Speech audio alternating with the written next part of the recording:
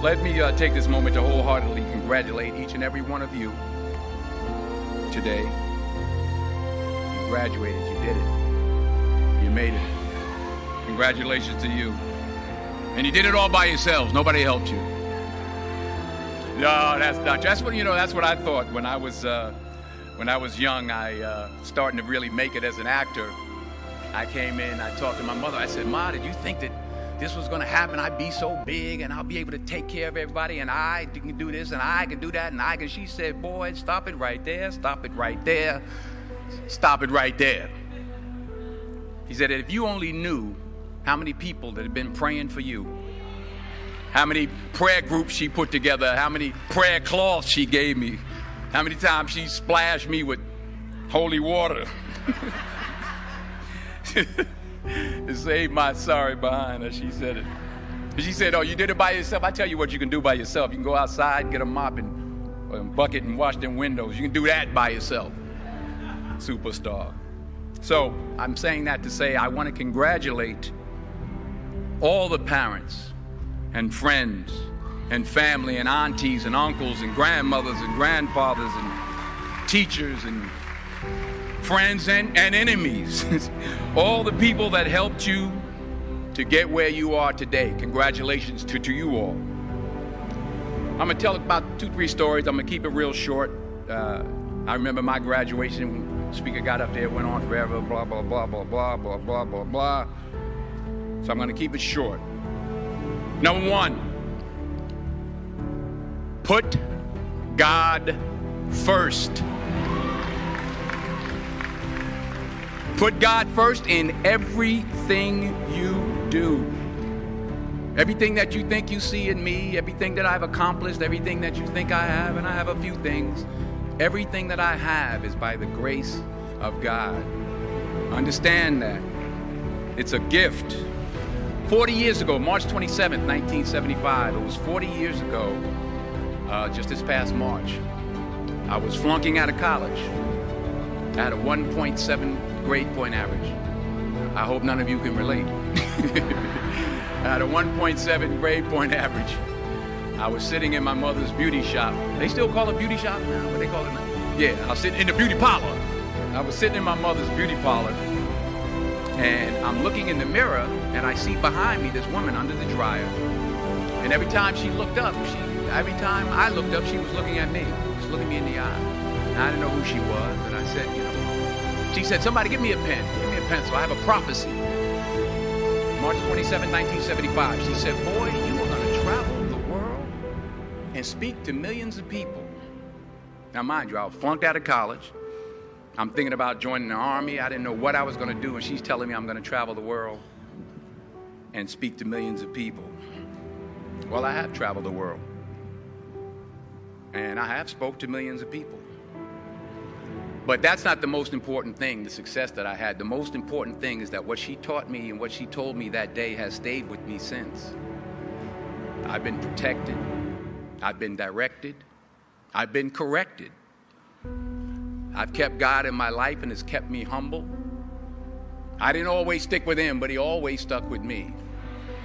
So stick with him in everything you do.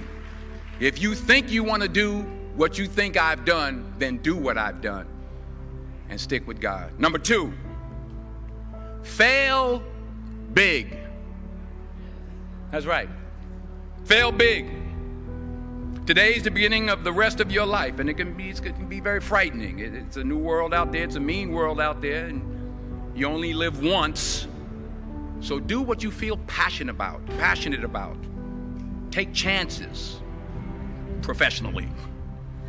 Don't be afraid to fail. There's an old IQ test, was 9 dots, and you had to draw 5 lines with a pencil within these 9 dots without lifting the pencil. The only way to do it was to go outside the box. So don't be afraid to go outside the box. Don't be afraid to think outside the box. Don't be afraid to fail big, to dream big. But remember, dreams without goals are just dreams, and they ultimately fuel disappointment. So have dreams, but have goals.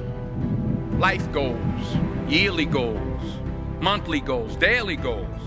I try to give myself a goal every day. Sometimes it's just to not curse somebody out. Simple goals, but have goals. And understand that to achieve these goals, you must apply discipline and consistency.